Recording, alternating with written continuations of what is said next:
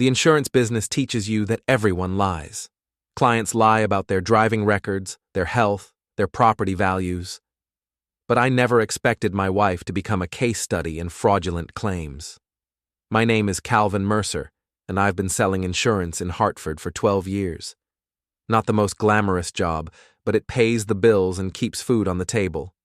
Or it did, until 3 months ago when everything went sideways. Before we dive deeper into this story, I have one small request. Please subscribe, drop a like, comment, and hit that hype button to boost this channel so more people can discover these incredible Reddit stories. It started on a Tuesday morning in October. I was sitting at my desk, reviewing open enrollment paperwork, when Jenny Shore walked into my office. I'd never seen her before, but something about the way she clutched that manila envelope told me this wasn't about auto coverage. "Are you Calvin Mercer?" she asked, her voice barely above a whisper. "That's what the nameplate says. How can I help you?" She glanced around the office, making sure we were alone, then slid the envelope across my desk. "Your wife Lydia is sleeping with my husband Evan." The words hit me like a deductible on a totaled car, expected, but still painful. I'd suspected something was off with Lydia for weeks. The late nights at her marketing job, the new clothes, the way she guarded her phone like it contained nuclear launch codes. 3 months, Jenny continued, tears streaming down her face. "I have kids. I can't let him leave us. Make them pay." She was gone before I could respond, leaving me alone with the envelope. Inside were printed screenshots of text messages between Lydia and Evan Shore. The conversations were explicit, detailed, and funded by my credit card. "Can't wait to see you tonight, baby. Booked our usual room at the Marriott. Calvin's working late again. What a loser." That was my wife of 8 years, talking about me like I was a bad insurance risk. The receipts were even worse.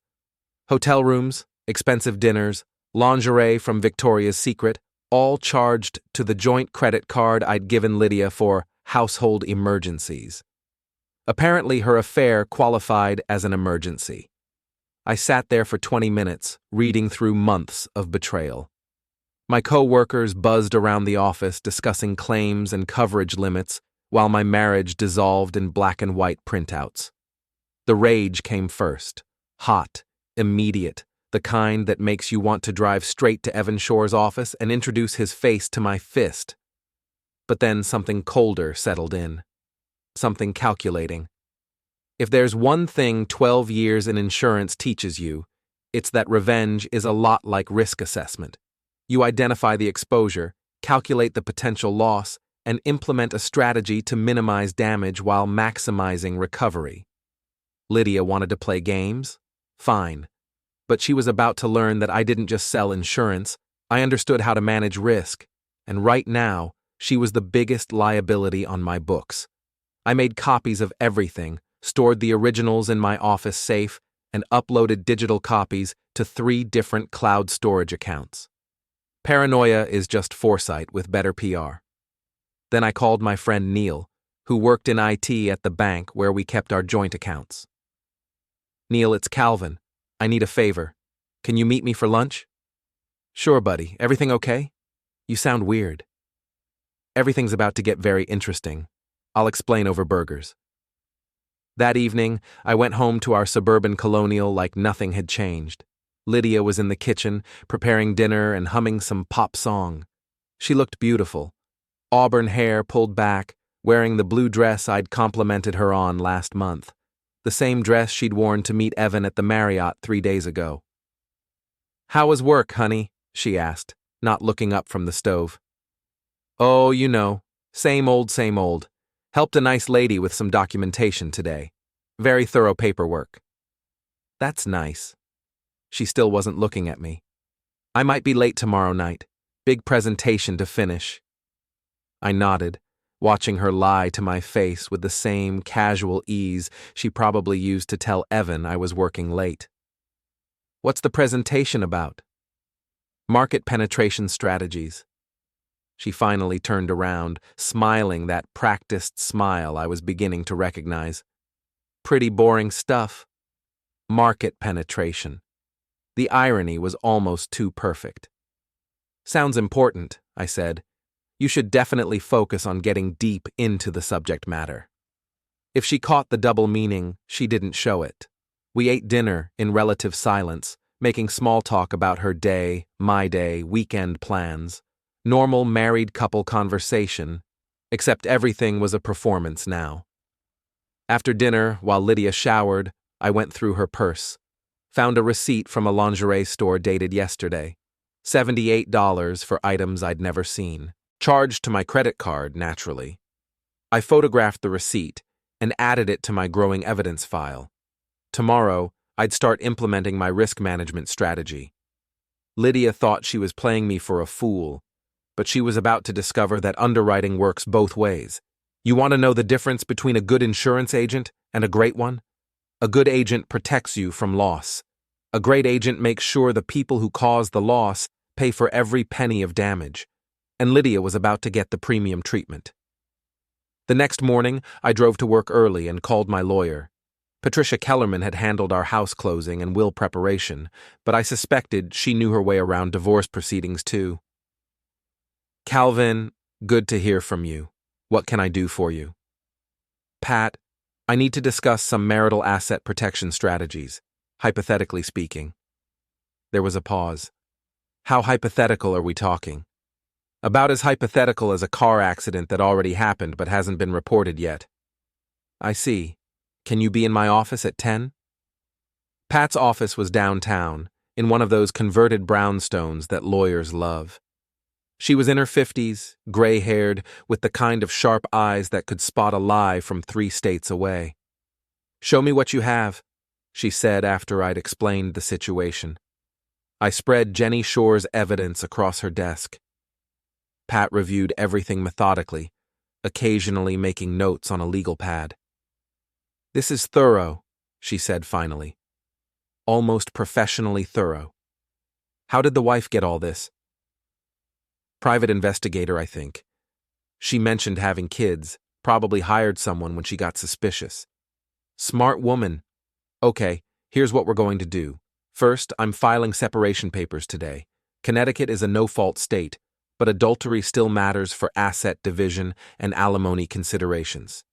Second, you need to protect your finances immediately. Already started. My friend Neil helped me set up a separate account yesterday. My paycheck gets deposited there starting Friday. Good. What about joint accounts? Frozen as of this morning. Lydia's credit cards are canceled. She'll find out when she tries to buy lunch today. Pat raised an eyebrow. You work fast. 12 years in insurance teaches you to document everything and act quickly when you spot fraud. Is that what you're calling this? Fraud? I pointed to the credit card receipts. She used marital funds to finance an extramarital affair without my knowledge or consent. In my business, we call that misrepresentation of material facts. Pat smiled for the first time since I'd arrived. I like your approach, Calvin. Very systematic. But be careful. Scorned spouses can be unpredictable. That's why I'm here. I want everything legal and airtight, no mistakes, no loopholes. What about the other man, Evan Shore? What about him? Are you planning any direct action? I thought about Evan Shore, marketing director at a mid-sized consulting firm, drove a restored 1967 Mustang, lived in an upscale subdivision with his wife and 2 kids. I'd done my research. Nothing illegal, I said, but if certain information about his expense account irregularities happened to reach his employer, well, that's just concerned citizenship. Pat leaned back in her chair. Calvin, I have to ask, are you okay? This level of planning, this cold calculation, it's not what I'd expect from someone who just discovered their spouse's affair. You want to know the truth, Pat? I'm not surprised, disappointed, angry, hurt, but not surprised. Lydia's been checking out of our marriage for months. I just didn't want to admit it. And now? Now I'm treating this like any other insurance claim. Someone caused damage to my life, and I'm going to make sure they pay for every penny of it. That afternoon, I drove to Lydia's parents' house.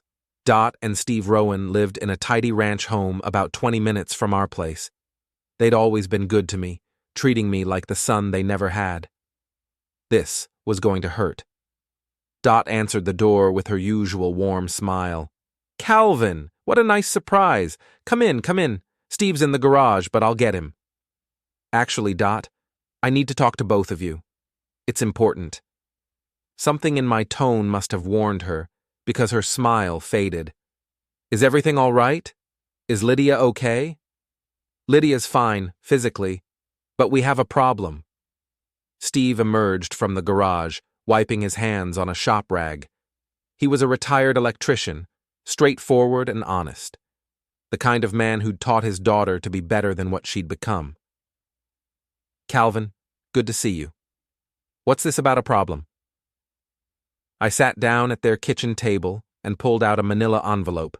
Not the original, but copies of the most damning evidence. "I found out yesterday that Lydia's been having an affair for the past 3 months. The silence was deafening. Dot's hand went to her mouth. Steve's face darkened. "Are you sure?" Dot whispered. I slid the envelope across the table. "See for yourself." They read through the text messages and receipts in stunned silence. Steve's jaw tightened with each page. Dot started crying quietly. "I'm filing for separation," I continued. "I wanted you to hear it from me first, before Lydia spins this into something else." "That little—" Steve caught himself, glancing at his wife. "I'm sorry, Calvin. I'm so damn sorry. It's not your fault. You raised her better than this." Dot looked up from the papers, tears streaming down her face. "What can we do? How can we fix this?" "I don't think it can be fixed, Dot. Too much damage, too much betrayal." "But you love each other. I loved the woman I thought I married. Turns out she was just good at pretending." Steve stood up abruptly. "I'm calling her. Right now." "Steve, wait!" But he was already dialing. I could hear Lydia's voice through the phone, bright and cheerful until Steve started talking. "Lydia Marie Rowan, you get over here right now. We need to talk." "Daddy, what's wrong? You're scaring me." "You should be scared. Calvin's here, and he's got some interesting paperwork to show you." The line went quiet for a long moment. Then, I can't come right now. I'm at work." "Then you better figure out how to leave work, because if you're not here in 30 minutes, I'm driving to your office and we'll have this conversation in front of your boss." She hung up. 25 minutes later, Lydia's Honda pulled into the driveway. I watched through the kitchen window as she sat in the car for a moment, probably trying to figure out what story to tell. She walked in looking like she was heading to her own execution.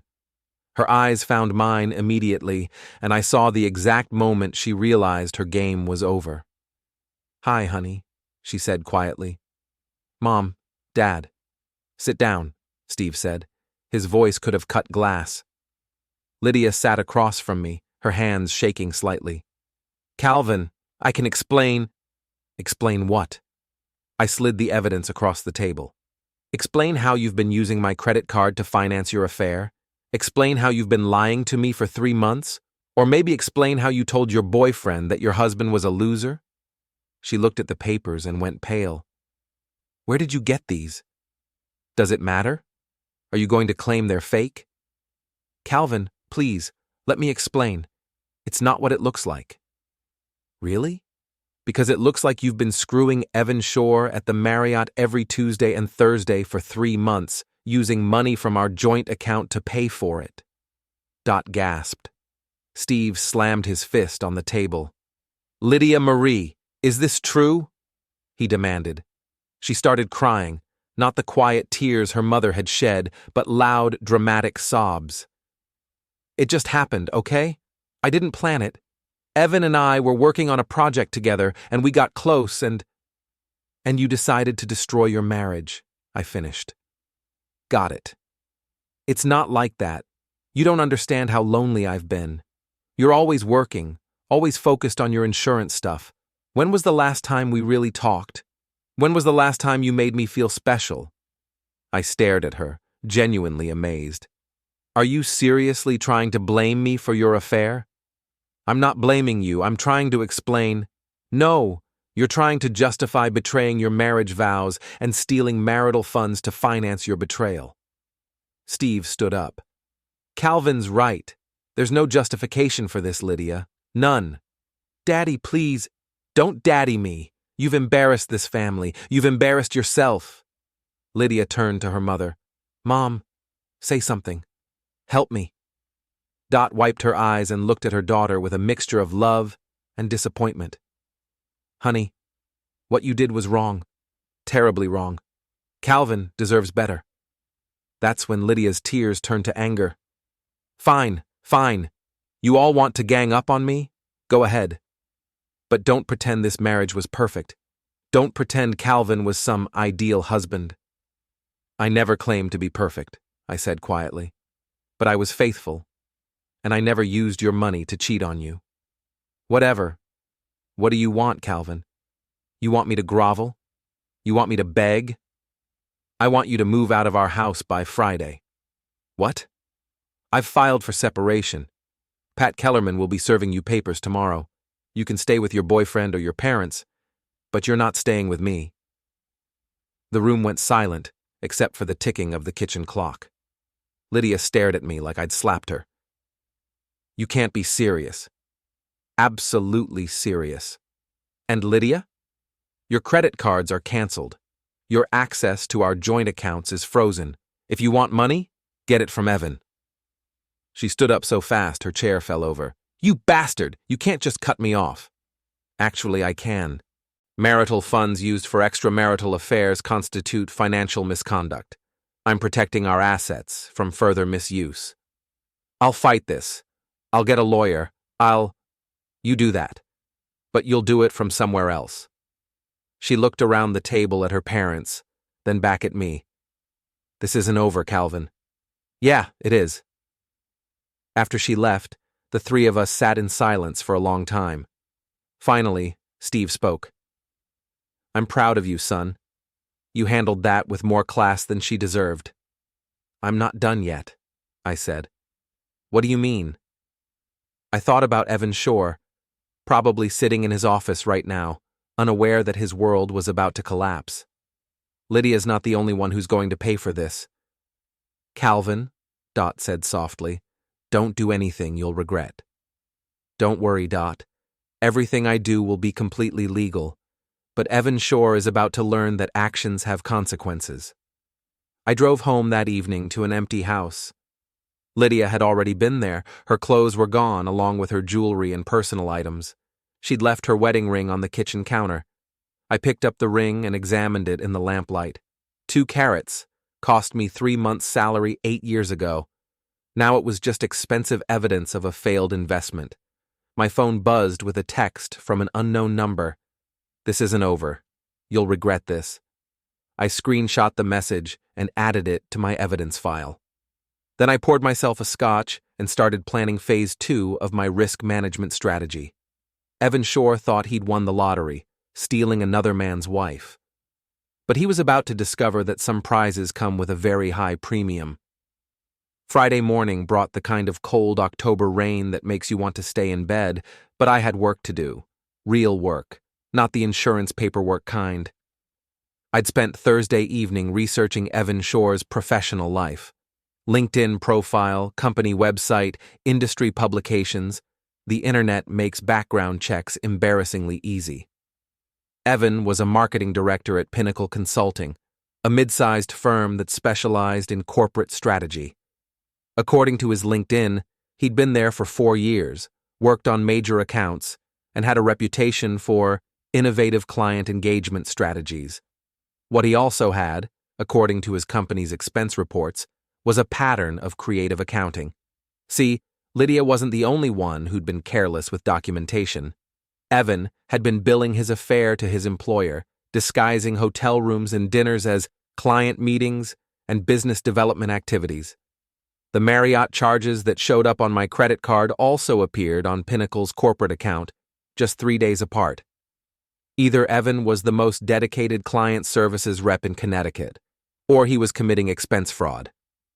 I called Pinnacle's main number at exactly 9 a.m. Pinnacle Consulting, how may I direct your call? I'd like to speak with someone in human resources about a potential ethical violation. One moment, please. The HR director was a woman named Margaret Chen, and she sounded like she dealt with ethical violations on a regular basis. Mr. Mercer, you said you have information about an employee? Evan Shore in your marketing department. I have documentation suggesting he's been falsifying expense reports to cover personal activities. That's a serious allegation. What kind of documentation? Hotel receipts, restaurant charges, travel expenses, all billed as business activities but actually used for personal purposes. I can email you copies if you'd like. Yes, please do that. And Mr. Mercer, what's your relationship to Mr. Shore? He's been having an affair with my wife, using company funds to pay for it.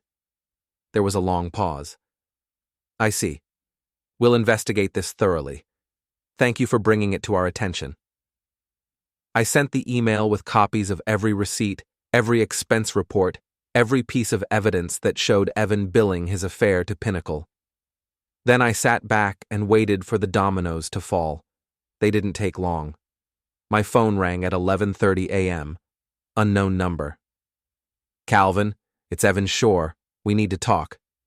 His voice was tight, stressed. I put the call on speaker and started recording. Hello, Evan. What can I do for you? You know damn well what you can do. You sent information to my company. Did I? What kind of information? Don't play games with me.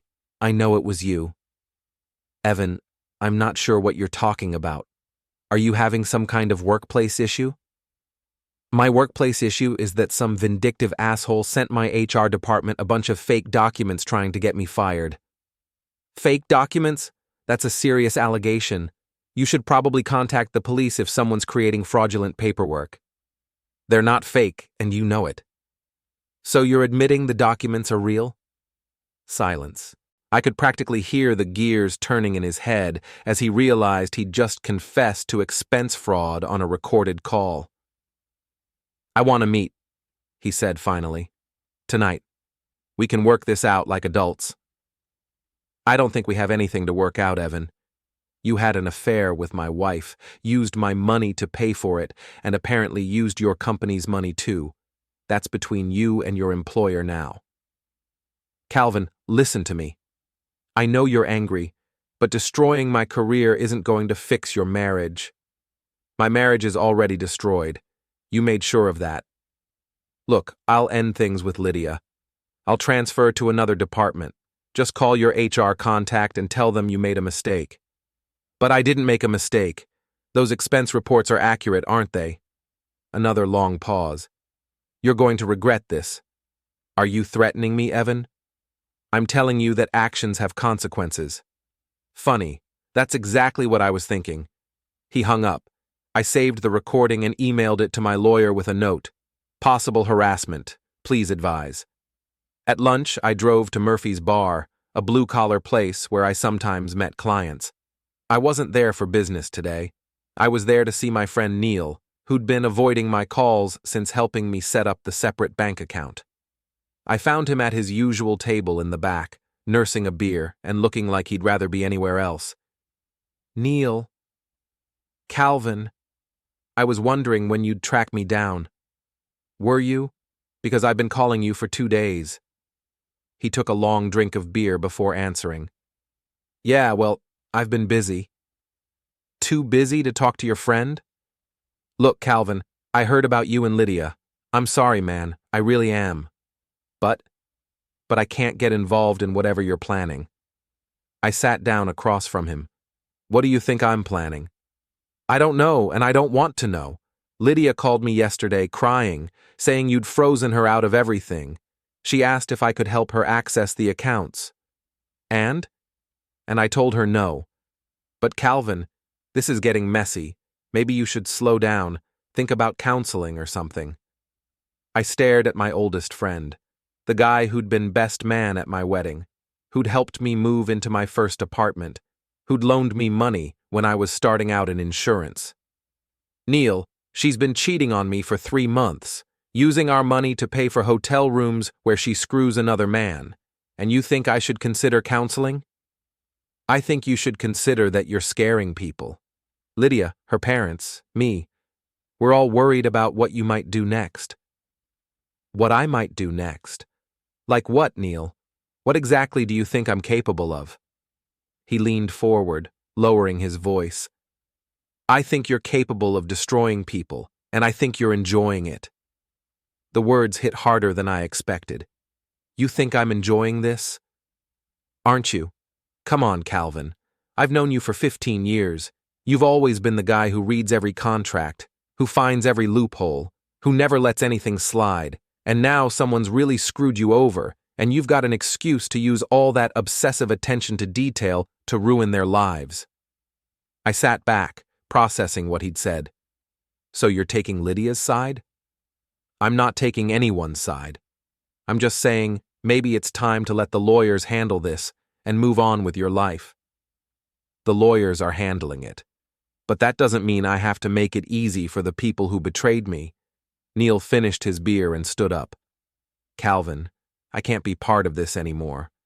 Whatever you're planning for Evan Shore or anyone else, count me out. I'm not planning anything illegal. Maybe not, but you're planning something, and it's going to end badly for everyone involved. He left me sitting there alone, staring at my untouched sandwich. For the first time since this started, I felt a flicker of doubt. Was I taking this too far? Was I becoming someone I didn't recognize? Then my phone buzzed with a text from Lydia. Please call me. We need to talk. I made a mistake. I deleted the message without responding. Neil was wrong about one thing. I wasn't enjoying this, but I was going to finish it. That afternoon, I got a call from Margaret Chen at Pinnacle Consulting. Mr. Mercer, we've completed our preliminary investigation into Mr. Shore's expense reports. And we found significant irregularities. Mr. Shore has been suspended pending a full audit of his accounts. I see. We also wanted to thank you for bringing this to our attention. Expense fraud is a serious matter, and we take it very seriously. After she hung up, I sat in my office feeling something that might have been satisfaction. Evan Shore was suspended, probably facing termination and possible criminal charges. His affair with my wife had cost him his career. But Neil's words kept echoing in my head. You're enjoying it. Maybe I was. And maybe that should have bothered me more than it did. My phone rang again. This time, it was Lydia's mother. Calvin, honey, I need to ask you something. Sure, Dot. What is it? Lydia's been staying here since yesterday and she's not doing well. She lost her job today. She lost her job? Her company found out about the affair. Something about inappropriate conduct with a client's employee. They let her go this morning. I felt a cold satisfaction settle in my chest. I'm sorry to hear that. Are you? Because, Calvin, I have to ask, did you have anything to do with this? The question hung in the air between us. Dot had always been kind to me, had treated me like family. She deserved honesty. I didn't contact Lydia's company, if that's what you're asking. But information has a way of getting around, especially when people are careless about hiding their activities. Calvin, she's my daughter. Whatever she did, she's still my baby girl. I understand that, Dot. But she's not my baby girl anymore. She made her choice. Please just talk to her. 5 minutes. She's sitting right here and she's desperate to explain.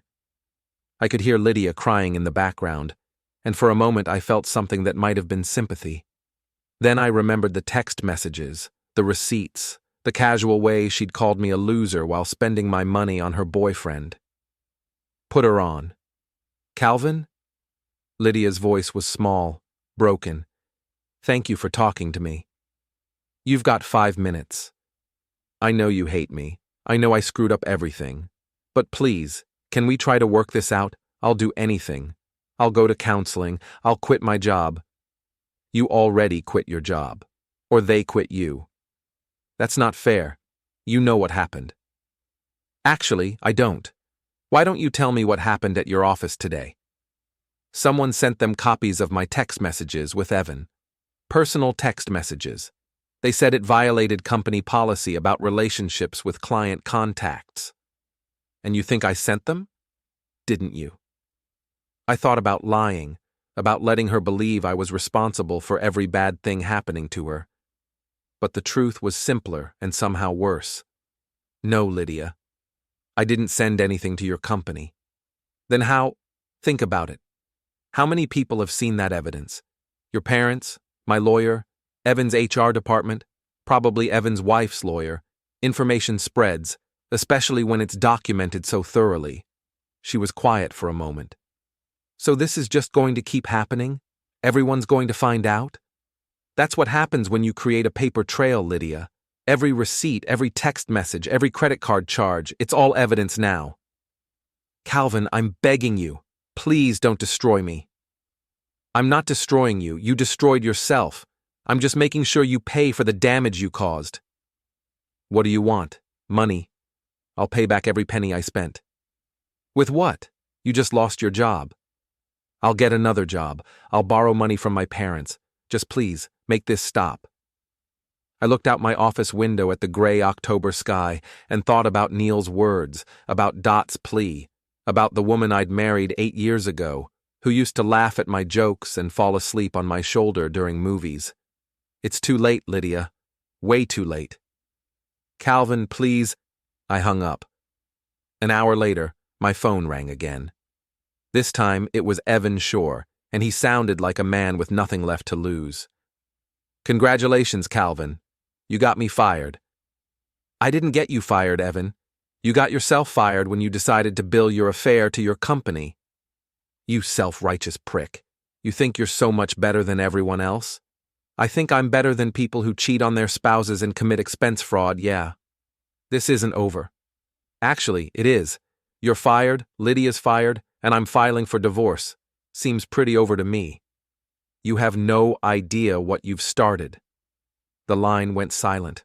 I saved the call recording and added it to my evidence file, which was getting thick enough to use as a doorstop.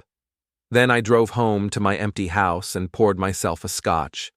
Tomorrow was Saturday, and I had plans to make sure Evan Shore understood that threatening me was a very bad idea. But tonight, I sat in my living room and wondered if Neil was right. Was I becoming someone I didn't recognize? And if I was, did I care? The answer, I realized, was no. I didn't care. Not anymore. Saturday morning brought unseasonably warm weather and a text message that changed everything. Calvin, it's Jenny Shore. Can we meet? I have something you need to see. We met at a coffee shop downtown, the kind of place where nobody pays attention to other people's conversations.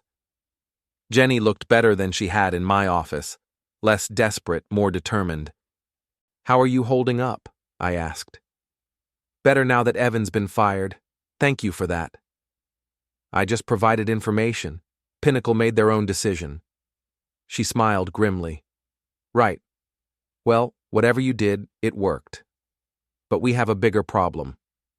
She slid a folder across the table. I hired a private investigator to dig deeper into Evan's activities. What he found is interesting.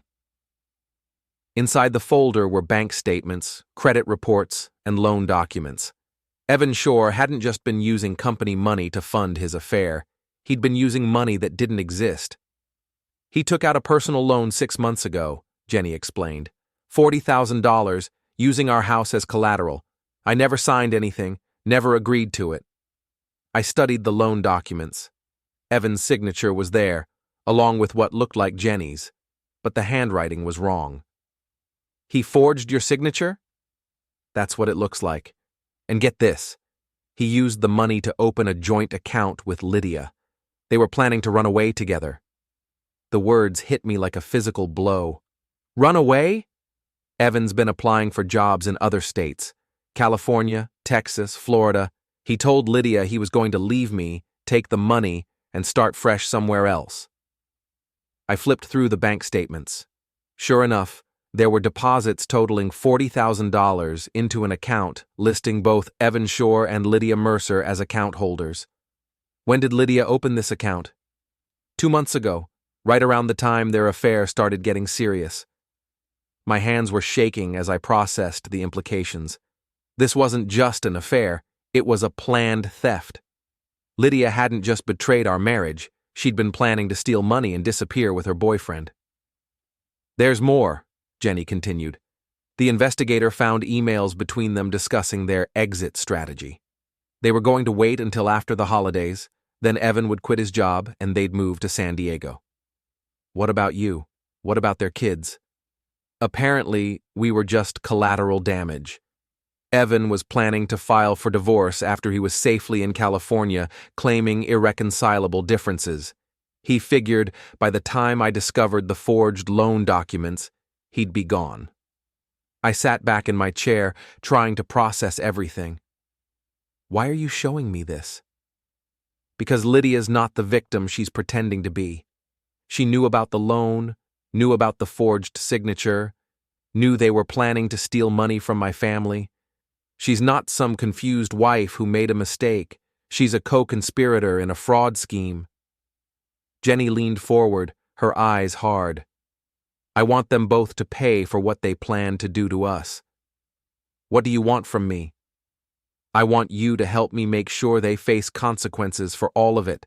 The affair, the fraud, the theft, everything.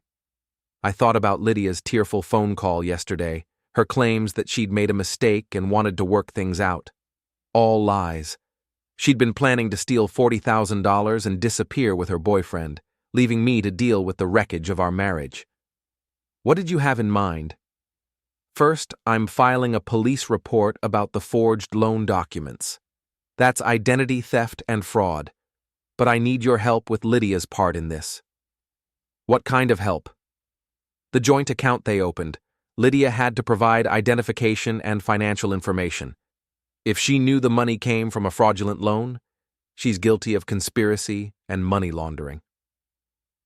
I studied the bank documents again. How do we prove she knew? Jenny smiled for the first time since I'd met her. The investigator found something else. Email exchanges between Lydia and Evan discussing the loan, including one where she suggests ways to make the forged signature look more authentic. She handed me printed copies of email exchanges that made me freeze. Lydia hadn't just known about the fraud, she'd helped plan it. Jesus Christ. Now you see why I wanted to meet. Your wife isn't a victim, Calvin. She's a criminal. We spent the next hour going through everything Jenny's investigator had uncovered. The evidence was overwhelming. Evan and Lydia had planned to steal $40,000 and disappear together, leaving their spouses to deal with the financial and emotional aftermath. What's your next step? I asked. I'm meeting with a detective on Monday to file the fraud complaint. Are you willing to provide evidence about Lydia's involvement? Absolutely. Good. Because there's one more thing. Jenny's expression turned cold. They're meeting tonight. What? Evan thinks he's been smart, using a burner phone to communicate with Lydia since he got fired, but he's been sloppy about where he keeps it. They're meeting at the Marriott at 8 p.m. to discuss their situation. I checked my watch. It was already 3 p.m. What do you want to do? I want to confront them, both of them, together. Let them know that we know everything. Jenny, that could be dangerous. If they're desperate, they should be desperate. They're about to be arrested for fraud. I thought about it. Confronting them together would be satisfying, but it could also be stupid. On the other hand, I wanted to see Lydia's face when she realized her plan had fallen apart. Okay, but we do this smart. Public place, record everything, and we leave if things get heated. Agreed. We spent the rest of the afternoon planning our confrontation. Jenny would text Evan from his regular phone, telling him she knew about his meeting with Lydia and demanding he come home immediately. When he didn't respond, she'd show up at the hotel. I would handle Lydia, texting her that I wanted to meet to discuss our divorce settlement. She'd probably think I was ready to negotiate, maybe even reconcile. They were both in for a surprise. At 7:45 p.m., I sat in my car in the Marriott parking lot, watching hotel guests come and go. Jenny was parked 3 spaces away, both of us waiting for our cheating spouses to arrive. Lydia's Honda pulled up at exactly 8 o'clock. She'd dressed up for the occasion. Black dress, heels, makeup. She probably thought she was meeting me to seduce me into forgiving her. Evan's Mustang arrived 5 minutes later. He looked around nervously before heading into the hotel, probably worried about being seen. Jenny and I waited another 10 minutes, then walked into the hotel together. The bar was crowded with Saturday night diners and drinkers, perfect cover for what we were about to do. I spotted them immediately. Corner booth, heads close together, Lydia's hand on Evan's arm. They looked like any other couple having an intimate dinner, except they were both married to other people and planning to steal money from their families. "There they are," Jenny whispered. "You ready for this?" "I've been ready for months." We walked over to their table together. Lydia saw me first. Her face went white, then red, then white again. Evan looked up and saw Jenny, and I watched his whole world collapse in real time. "Hello, honey," Jenny said to Evan, her voice dripping with false sweetness. "Fancy meeting you here." "Jenny, I can explain." "Can you? Can you explain the $40,000 you stole from our family? Can you explain the forged signatures? Can you explain the joint bank account you opened with this woman?" Lydia looked confused. "What's she talking about, Evan?" I sat down across from them, uninvited. "She's talking about the money you two planned to steal, Lydia. The fraud scheme you helped plan. The emails where you discussed forging Jenny's signature." The color drained from Lydia's face completely. "I don't know what you're talking about." "Really?" Jenny pulled out her phone and started reading.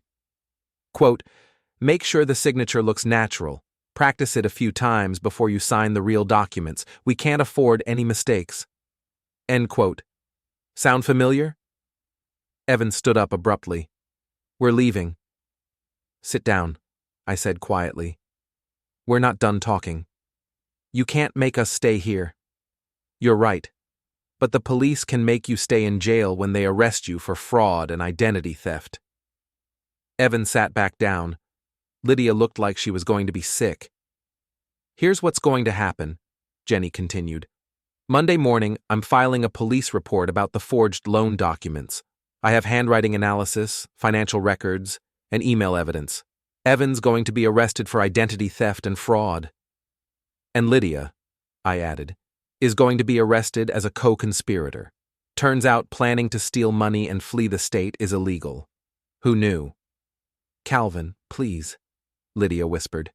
"I never meant for any of this to happen." "Really? Because the emails suggest otherwise. You two had this planned out for months.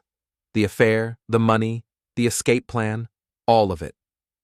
Evan leaned forward, his face flushed with anger. "You think you're so smart, don't you? You think you've won? I think I've prevented you from stealing $40,000 and destroying 2 families. If that's winning, then yeah, I'll take it. This isn't over. Actually, it is. Your career is over, your marriage is over, and your freedom is about to be over. I'd say it's pretty definitively over." Jenny stood up. "Evan, I'll see you at home. We need to discuss custody arrangements before you're arrested."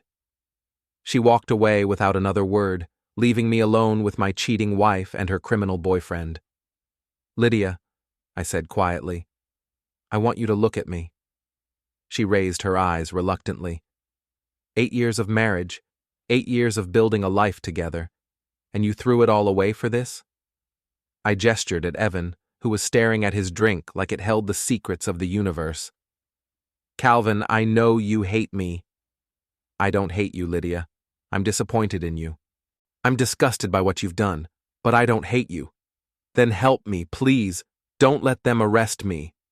I stood up and dropped a 20 on the table. "You should have thought about that before you decided to become a criminal." "Calvin, wait." But I was already walking away. Behind me, I could hear Lydia starting to cry and Evan telling her to shut up before she made things worse. I drove home through the warm October night, feeling something that might have been closure. The confrontation had gone better than I'd hoped. Both of them now knew their plan was blown, and both of them knew they were facing serious legal consequences. But as I pulled into my driveway, I realized this wasn't over. Not yet. Evan Shore had threatened me twice now, and desperate people do desperate things. I was going to have to be very careful over the next few days, because while I'd won this battle, the war might just be getting started. Monday morning brought the kind of crisp autumn air that usually made me optimistic about the day ahead. Today, it just felt like the calm before the storm.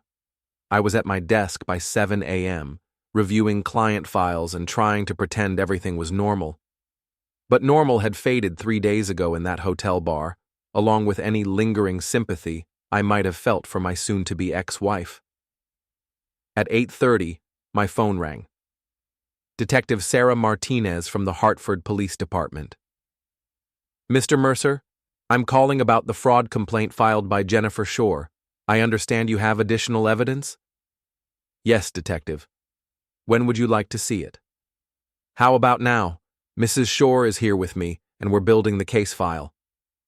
I drove to the police station with a folder full of evidence, bank records, email printouts, credit card statements, and recordings of my phone conversations with Evan Shore. Everything documented, everything legal, everything devastating. Detective Martinez was a compact woman in her 40s, with the kind of sharp eyes that missed nothing. She reviewed my evidence methodically while Jenny Shore sat beside her, looking grimly satisfied. This is very thorough, Mr. Mercer.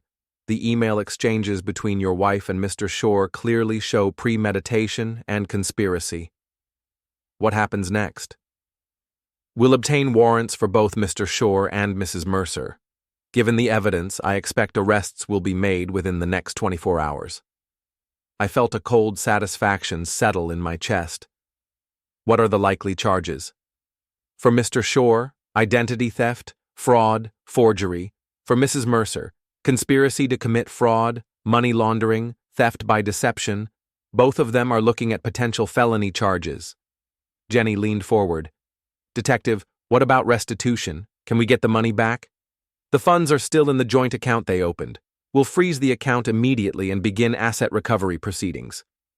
After leaving the police station, I drove to my lawyer's office to update her on the criminal charges. Pat Kellerman listened to my report with professional interest. Calvin, you realize this changes the divorce proceedings significantly? How so? Lydia's criminal activity constitutes marital misconduct of the most serious kind. You'll be entitled to virtually all marital assets, and she'll have no claim to alimony or support. Good. There's something else. With felony charges pending, Lydia's going to be desperate. Desperate people make bad decisions. What are you saying? I'm saying you should be careful. Document everything, avoid being alone with her, and call the police if she contacts you directly. As if summoned by our conversation, my phone buzzed with a text from Lydia. Calvin, please call me. It's an emergency. I showed the message to Pat, who frowned. Don't respond. If it's a real emergency, she can call 911. But as I drove back to the office, my phone kept buzzing, text after text from Lydia, each more desperate than the last. Calvin, please, I need to talk to you. The police were here. They're going to arrest me. I know you hate me, but please don't let them destroy my life. I'll do anything. I'll sign any divorce papers you want. Calvin, answer me, please. I forwarded all the messages to Pat and Detective Martinez, then turned off my phone. Whatever Lydia was planning, I wanted no part of it.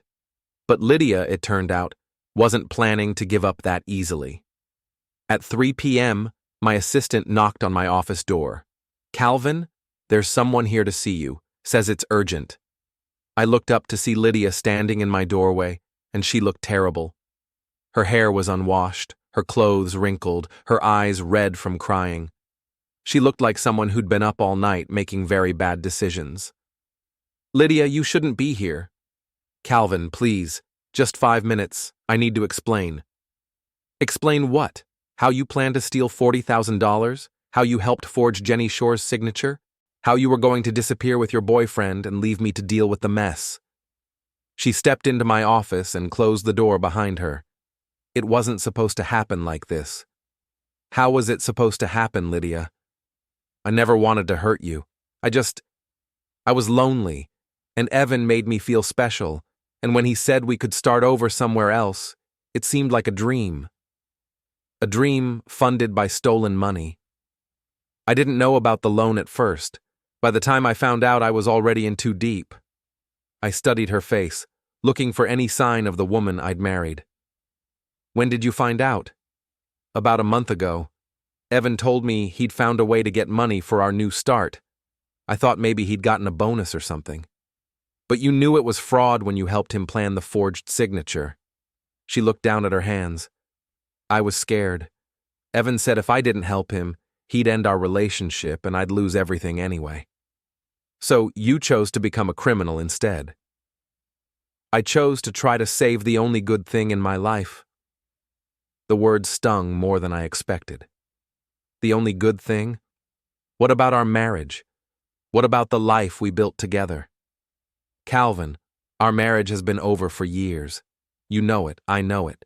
We've been going through the motions, but there's been no passion, no excitement, no real connection.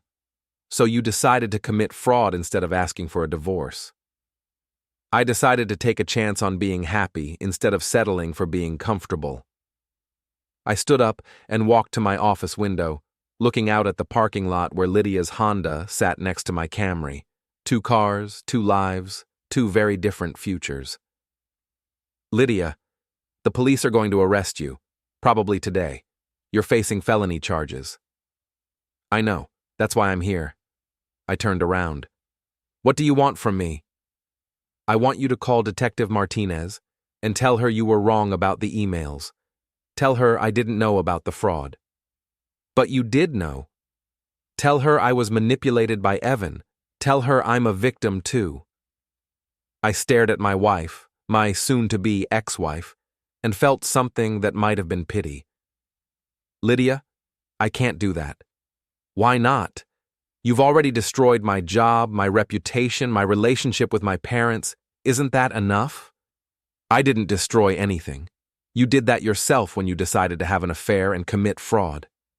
Calvin, please, I'm begging you. If I go to prison, my life is over.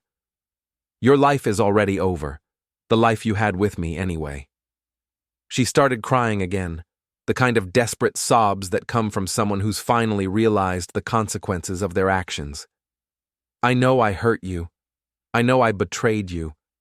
But please don't let them send me to prison.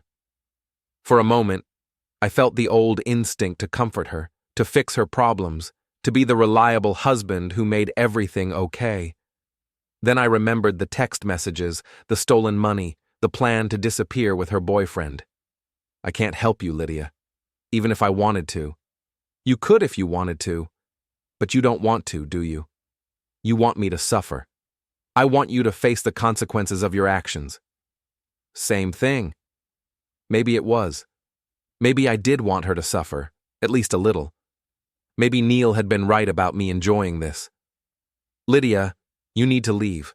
My assistant is probably calling security right now. Calvin, wait. There's something else you need to know. What? Evan's planning something bad. I felt a chill run down my spine. What kind of something? He blames you for everything. His job, his marriage, the criminal charges. He says you destroyed his life and he's going to return the favor. Did he threaten me specifically? He said he was going to make you pay. He said he was going to hurt you the way you hurt him. Lydia, if Evan Shore threatens me or tries to hurt me, I'll have him arrested for assault and harassment. He's not thinking clearly, Calvin. He's desperate and desperate angry people do stupid things. She was right about that. What exactly did he say? He said he was going to wait until dark and then come to your house. He said he was going to teach you a lesson about messing with other people's lives. I looked at my watch. It was already getting dark outside, and I lived alone in a suburban neighborhood where the houses were spread far enough apart that screaming wouldn't necessarily bring help. When did he say this? This morning, when the police came to arrest him, but they didn't find him. He'd already left his house.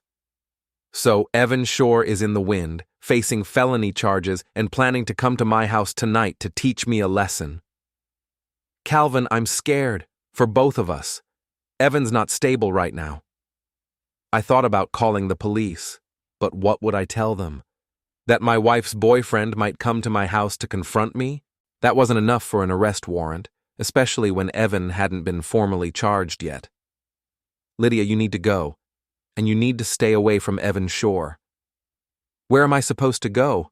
My parents won't talk to me, I don't have a job, and my bank accounts are frozen. That's not my problem anymore. She stared at me for a long moment, and I saw something change in her expression. The desperation was still there, but it was mixed with something harder now, something that looked like hate. You're really going to let them destroy me? You destroyed yourself. Fine, but Calvin? When Evan shows up at your house tonight, remember that you could have prevented this. You could have shown mercy, but you chose revenge instead. Are you threatening me too now? I'm telling you that actions have consequences. Your words, remember? She walked out of my office without another word, leaving me alone with the growing certainty that tonight was going to be very interesting. I called Detective Martinez and reported Evan's threat. She promised to have patrol cars check my neighborhood regularly, but warned me that they couldn't post a guard without a more specific threat. Then I called my lawyer and told her about Lydia's visit. Pat's advice was simple. Go home, lock your doors, and call 911 if you see Evan Shore anywhere near your property. At 6 p.m., I drove home through the darkening October evening, checking my rearview mirror for any sign of a red Mustang. The streets were quiet, filled with families heading home from work and school, normal people living normal lives. I wasn't sure I qualified as normal anymore. The house felt different when I got home, too quiet, too empty, too full of memories I no longer wanted. I checked all the locks, closed all the blinds, and poured myself a scotch that I probably didn't need, but definitely wanted. At 7 p.m., my phone rang.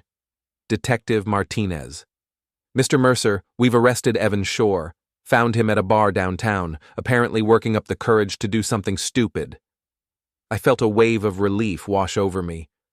What's he being charged with? Fraud, identity theft, and making terroristic threats. Your wife gave us a statement about his plans to confront you. Lydia cooperated with you? She did. Seems she's finally figured out which side of this mess she wants to be on. After the detective hung up, I sat in my living room and tried to process everything that had happened over the past week. 7 days ago, I'd been a married insurance agent with a routine life and predictable problems. Tonight, I was a single man whose wife was facing felony charges for fraud and whose marriage had imploded in the most spectacular way possible. My phone buzzed with a text from an unknown number. Calvin, it's Lydia, using a friend's phone. Can I come over? We need to talk. I stared at the message for a long time before responding. Evan's been arrested. You're safe. There's nothing left to talk about. Please, one last conversation. I owe you that much. Against my better judgment, I texted back. 20 minutes, then you leave and we're done. She arrived exactly 20 minutes later, looking somehow both better and worse than she had in my office. Better, because she'd showered and changed clothes. Worse, because she looked like someone who'd finally accepted that her life was over. Thank you for letting me come, she said as I opened the door. 20 minutes, Lydia. Then this ends. We sat in the living room, where we'd spent 8 years of evenings watching TV, discussing our days, planning our future. The irony wasn't lost on either of us. I gave the police a statement about Evan's threats, she said. I heard. Why? Because whatever else I've done, I never wanted you to get hurt. just financially and emotionally destroyed. She winced. I deserve that. You deserve a lot more than that.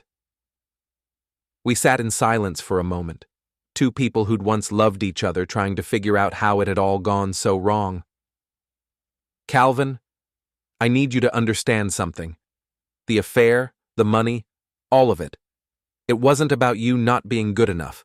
It was about me not being strong enough. Strong enough for what? Strong enough to admit our marriage was over. Strong enough to ask for a divorce. Strong enough to start over on my own instead of looking for someone to rescue me. So you chose to become a criminal instead. I chose to be a coward, and cowards make terrible decisions. I looked at this woman I'd shared a life with, trying to find some trace of the person I'd fallen in love with. She was still there, buried under layers of bad choices and worse consequences. What happens now? I asked. Now I face the consequences. The police said I'll probably get a plea deal if I cooperate fully and testify against Evan. Maybe probation instead of prison time. And then? And then I figure out how to rebuild my life from nothing. New city, new job, new identity. Start over completely. Alone. Alone. We sat there in the growing darkness, two people who'd once promised to love each other forever, now planning separate futures that would never intersect again. Lydia, I need to ask you something, and I want an honest answer. Okay. Do you regret the affair, or do you just regret getting caught? She thought about it for a long time before answering. Both. I regret hurting you. I regret the lying and stealing. I regret destroying our families. But I don't regret feeling alive again, even if it was based on a lie. Feeling alive. Calvin, when was the last time you were really excited about anything? When was the last time you took a risk, felt passion, did something just because it felt good instead of because it was safe? I thought about the past week, the planning, the revenge, the systematic destruction of two people's lives. Recently, actually. She looked at me with something that might have been understanding. You enjoyed it, didn't you? Taking us down, piece by piece. Part of me did, yeah. Then maybe we're more alike than either of us wants to admit. Maybe we were. Maybe that's why our marriage had worked for 8 years and failed so spectacularly in the end. We were both capable of calculated cruelty when pushed far enough. Lydia, I want you to know something. Despite everything, I don't hate you. You should. Probably, but I don't. She stood up, smoothing down her dress in a gesture I'd seen 1,000 times before. I should go. My 20 minutes are up. Where will you go? I don't know. Figure it out as I go, I guess. I walked her to the door, and for a moment we stood there like we had so many times before, husband and wife at the end of an evening, getting ready to say goodnight. Calvin? Yeah? For what it's worth, I'm sorry. For all of it. I know. And for what it's worth, you deserved better than what I gave you. I know that too. She kissed my cheek, a soft, brief touch that felt like goodbye to everything we'd been and everything we'd never be again. Take care of yourself, Calvin. You too, Lydia. I watched her drive away into the October night, her taillights disappearing around the corner like the last 8 years of my life. Then I went back inside, poured another scotch, and started thinking about what comes after revenge. The answer, I realized, was whatever I wanted to come next. For the first time in months, maybe years, I was completely free to choose my own direction. It felt terrifying and exhilarating and absolutely right. The next morning, I woke up in my empty house and made coffee for one person. The silence that had felt oppressive last week now felt peaceful. The space that had seemed too big now felt full of possibilities. I called my office and told them I was taking a personal day. Then I drove to the beach, 2 hours away, and spent the day walking along the shore, thinking about second chances and new beginnings. My phone buzzed with updates throughout the day. Evan Shore had been formally charged with multiple felonies. Lydia had been arrested and released on bail pending trial. The joint bank account had been frozen, and the money returned to Jenny Shore's family. Justice, it seemed, was being served with all the efficiency of a well-managed insurance claim. That evening, I drove home and found Neil sitting on my front steps, holding 2 beers. "Figured you might want some company," he said. "Depends. Are you here to lecture me about becoming someone I don't recognize?" "Nah. I'm here to apologize for being a judgmental ass when my friend needed support." I sat down next to him and accepted the beer. "You weren't wrong, though. I did enjoy parts of it." "So? They screwed you over and you screwed them back. Seems fair to me." "Since when do you believe in revenge?" "Since I found out they were planning to steal money and disappear. That's not just adultery, Calvin. That's criminal conspiracy."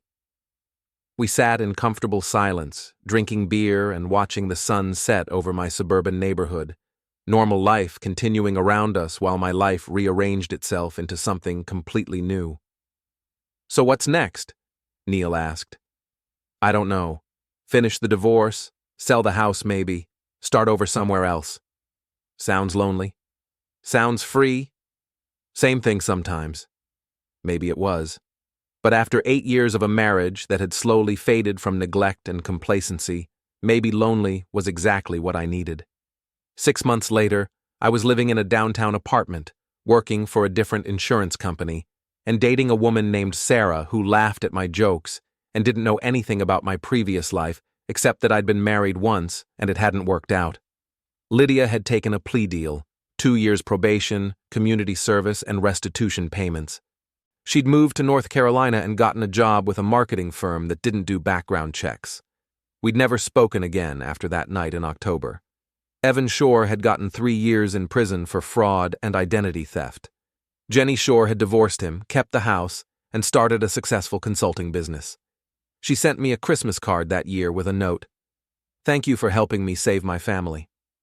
I kept the card on my refrigerator for a while, a reminder that sometimes revenge and justice were the same thing. Sometimes the good guys win, the bad guys pay for their crimes, and everyone gets exactly what they deserve. Sometimes the system works exactly the way it's supposed to. And sometimes, when you're very careful and very thorough and very patient, you can make sure that people who betray your trust pay for every penny of damage they cause. It's all about risk management, really. Identifying the exposure, calculating the loss, and implementing a strategy to maximize recovery. I'd learned that lesson in insurance. I'd perfected it in marriage, and I'd never forget it for the rest of my life.